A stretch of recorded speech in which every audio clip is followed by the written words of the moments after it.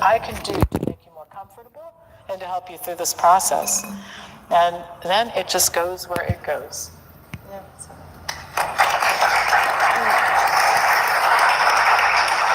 Well, I'm going to try to answer Stephen's question directly.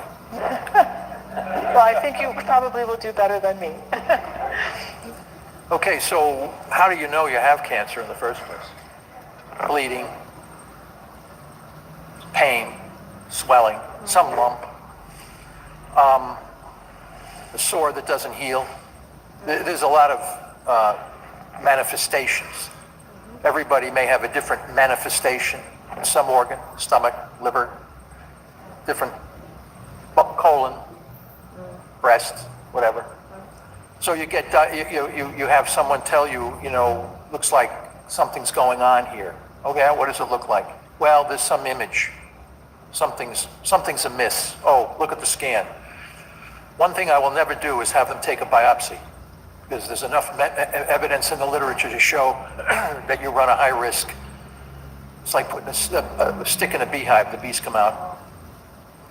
I'm telling you, there's papers in the literature that support what I'm saying. I can share them with everybody. So I don't do biopsies. So, okay, we do non-invasive evaluation. The diagnosis comes, yeah, there's something there. You're coughing blood. Yeah, there's a spot on your lung. Blood in the stool. Yeah, we looked at there's some sort of a lesion on your colon. Okay, take the blood work first. Okay, you're in there. Okay, run me a blood. Let me see every lipid, every protein, everything that I'm looking at, because I use those as biomarkers. First thing I would do is I would scan my lipid biomarkers. What's my triglycerides? What's my LDL to HDL ratio? What are my electrolytes? I would look at those, and we would talk about it with a physician that would know what's the healthy ranges and where you're at a little bit. What's your vitamin D levels? What's your creatine? What's your ferritin? What are all the markers? So you look at the markers. So you know where your body is at the time you are diagnosed. Because many people are pretty healthy when they get their first diagnosis. They don't look like death warmed over.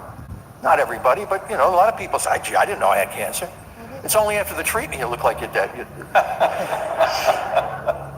So the first thing you do is you get all your markers. Okay, you got all your blood work.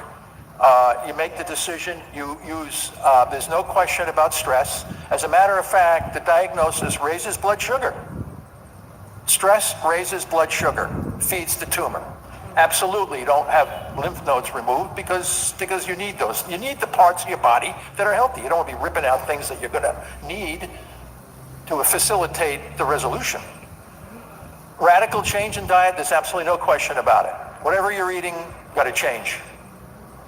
Okay, so the first thing I will do is get myself into therapeutic ketosis, because we know we're going to shrink those guys down, and we're going to make the margins really sharp. We know this. We've done it. I have preclinical evidence I can show you tomorrow. So what you do is you shrink the thing down, but you got to keep your body healthy. So when you get to, wow, therapeutic ketosis, that's like walking on hot rocks. Okay, you are in charge of your own health. You have to know that it's going to require some part of your, you just can't turn your soul over to someone who's clueless on the biology of the disease. You have to know to yourself that, okay, it's going to require some participation on my part.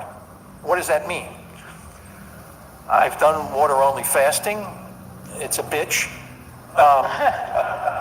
It's always easy to tell somebody to do it than do it yourself.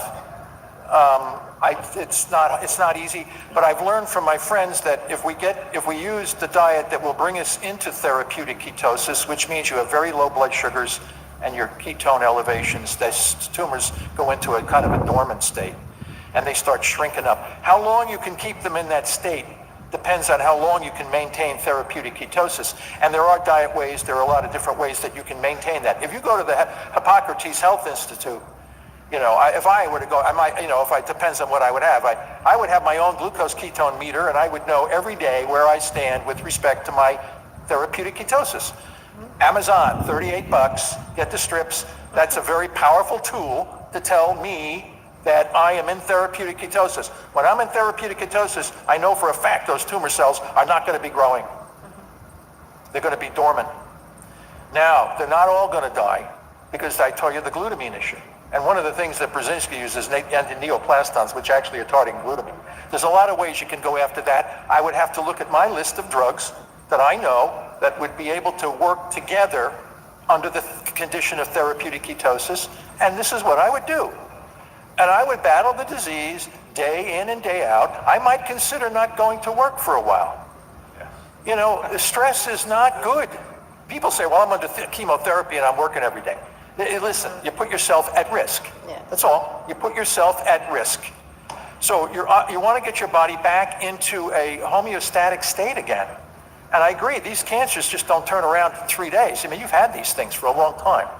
So you can get rid of them in time. It's just like you put on weight. All of a sudden, you put on a lot of weight. Gee, wait, well, it didn't happen overnight. You were 150 pounds on Tuesday and 400 pounds on Wednesday. So the weight comes off gradually. The cancer goes away gradually. And you just bring your body into a new healthy state. You don't go into this radical, let's cut it out right away. Let's nuke and poison you right away. No. You have a lot of chances to think very carefully about all your options, knowing how to do this. And this is what I would do. And if I were to go down, I would be going down on my terms. You got it.